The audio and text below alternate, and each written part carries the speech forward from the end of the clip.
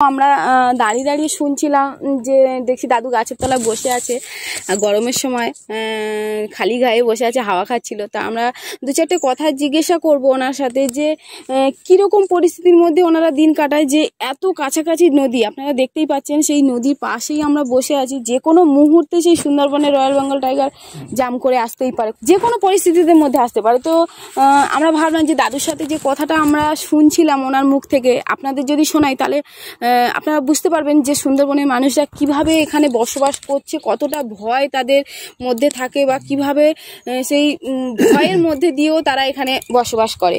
তো দাদু, এই যে জঙ্গল, পুরোটা তো সুন্দরবনের জঙ্গল, যেটা যে কোনো মুহূর্তে যে কোনো পরিস্থিতির মধ্যে তো সুন্দরবনের রয়্যাল বেঙ্গল টাইগার আসতেই পারে। তো ওই মুহূর্তে আপনারা কিভাবে এই যে থাকেন, বা একটু জোরে যদি বলেন। আচ্ছা, ওই ধরো ঘরের ভিতর গেলাম কি অন্য জায়গায় লুকালাম, এইরকম ভাবে বেড়াতে হতো তখন। এখন তো আর সেভাবে আসে না, বা আমাদের এরপরে আর পার হয় না, এই জাল টাল দিয়ে সেখান থেকে আর আসে না। তো আগে যখন পেরিয়ে আসতো তখন আপনারা কি করতেন, কিভাবে, মানে এই যে তখন বাইরে আসতো রাতে আসতো, রাত্রি আসতো, দিবায় আসতো না, দিবায় দৈবিক শৈবিক বেরিয়ে গেল খালের মুখ দিয়ে, আবার ঢুকে গেল। এরকম আমরা দেখিস, সচক্ষে দেখেছেন? হ্যাঁ, একদম সচক্ষে দেখিস। ওই যদি যখন পেরিয়ে আসতো কোনো ক্ষয়ক্ষতি বা আঘাত কারো কিছু করিনি।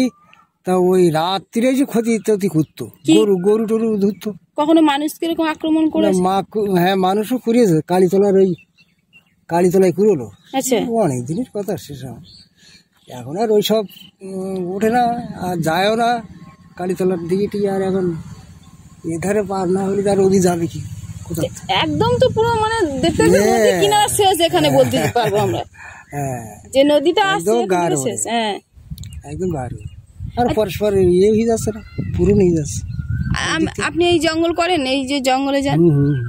জঙ্গল করতাম আগে, কত এখন শরীরই পারে না বলে আর যাইনি জঙ্গল। টাড়া মারি এখানে কাছাকাছি খালের ভিতরে গিয়ে মারলাম। এই জঙ্গলের ভিতরে বাঘ আছে? হ্যাঁ, এই জঙ্গল তো বাঘ আছে তো। হ্যাঁ, সুন্দরবন যখন বাঘ আছে যেহেতু বলছে, যখন আগেকার দিনে যখন বাঘ পেরিয়ে আসতো এখানে, তাহলে নিশ্চয়ই তো বাঘ আছে।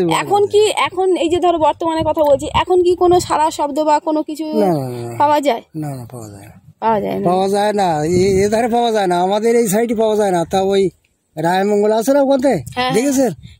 রায়মঙ্গল নদী, হ্যাঁ দেখেছো, ওই ফরেস্টার অফিস দেখেছে? হ্যাঁ, ওই নদীর ওইভাবে গেছে না, ওই নদীর ওপারে আমাদের মাছ কাঁকড়া মারতে যায়, রেস্টি পাশ নিয়ে কিন্তু ওই পারে ডাকাডাকি করে বাঘ, বুঝলি? আর ওধারে বাংলাদেশ কাছাকাছি, একদম গার উপরে। আচ্ছা, ডাকাডাকি করে। এখন আর ওদের একটা ব্যবহার আছে, ওদের ব্যবহার, ওরা তো সবসময় ওই ডাকাডাকি করে না। ওদের আছে মেয়ে বাঘ আর এই বেটা বাঘ ছাড়িয়ে গেলি তখন ওই ডাকাডাকি করে ওই এক জায়গায় করে। আচ্ছা, এই হচ্ছে ঘটনা। তাছাড়া এমনিতে সচরাচর দেখতেছ তা না, সবসময়, বুঝলি তো? এই হরিণ বেরোবে না একটুখানি পরে, এই গার ওপরে এই জালের গাতে খাবে, হ্যাঁ, এই জালের গাতে খাবে তো সব দিনের বেলা। এটা তো পুরো জঙ্গল, তো এটা তো পুরো ঘন জঙ্গল। 4-5টা হরিণ উইকেন্ডে খায় না, প্রতিদিন আসে বেরোয় বাইরে। অনেকে ফটোও তুলে নিয়ে যায়, যারা গাড়িতে আসে দেখে ফটোও করে নিয়ে যায়। মানে পাশেই জঙ্গল, হরিণ। হ্যাঁ, একদম গার ওপরেই ফটোকে ওটা মানে কিছু। কোন টাইমটা একটু দেখা যায়? ধরো 6-7টার সময়, বিকেল টাইমটা দেখা যায়। বিকালে টাইম, এখন সকালে না, এখন সকালে, এখন গরম না, এখন বেরোয় না ওরা। এখন ছায়া আছে, কেওড়া ফল টল, কারণ 4 থেকে তো কেওড়া ফলের গাছ, বানি ফলের গাছ খাতে, ও কেওড়া খায়। আপনাদের এই পাড়াতে এবার থেকে বাঘ পেরিয়েছে, কোনো আঘাত করেছে কাউকে? তোমাদেরকে কোনোদিন কিছু হয়েছে? না, এইখানে কোনো কিছু আঘাত করি, সে আঘাত করল সে অনেক আগের কথা। না, সে জাল ছিল রে, আগলা ছিল। ওই এই কর্নারটা ঘুরে পরে এই বাড়িতে কুড়োলো, মলন ছেড়ে দিল, মলন মুলতলো, গরু মলন মুলতলো, দাউন বলে, দাউন মোড়ে খড় দিয়ে, আর হচ্ছে গরুকে নিয়ে ঘোরায়। ওই তাই ওই ওপারেতে বেলা 4-4টের সময় এইরকম হবে, সেই সময় বাঘ ওপারতে পার হয়ে এসে এপারে এসে ধরলো, মননেই ফেলি ধরেছে, ধরে মেরে ফেলি, আরে শুনে শুনে মেরে ফেলি। ওখানে তো গরু ছিল তো, হ্যাঁ গরু ছিল, মানুষের ওরে মানে ওটা এটা শর্টকাটে হয়ে গেছে, আর ওটা তো একটু কঠিনই হয়ে গেছে। না না না, দাউনে তো অনেকগুলো তো গরু থাকে, গরু তো সব লাইনে বাঁধা থাকে, একটা খুঁটিতে ওটাকে ঘোরায়। হ্যাঁ এবার ওখানে যখন বাঘ ঢুকেছে তখন তো কি গরু তখন কিছু করেনি? না না, হ্যাঁ গরু ছোটাছুটি করেছে ওর ভিতরে, কিন্তু ওই মানুষ তো পিছনে ঘুরে ঘুরে ঘুরতে ও লক্ষ্য করেছে, কিন্তু ওই রাস্তায় উঠে বুঝলে, রাস্তায় ও পারাতে পারবে ঘুরেছে যে আবার কীভাবে ধরতে হবে, ধরে ওই পিছনে যে মানুষ যাচ্ছে ও দিকেছে, দিকে ও বুড়ির ওপরে পুড়ে ও খিদেই ফেলিয়ে মেরে চলে গেছে। বিশাল বাঘ সেটা, ভোলা বাঘ, ভোলা বাঘ কি নাম? হলাবাগ?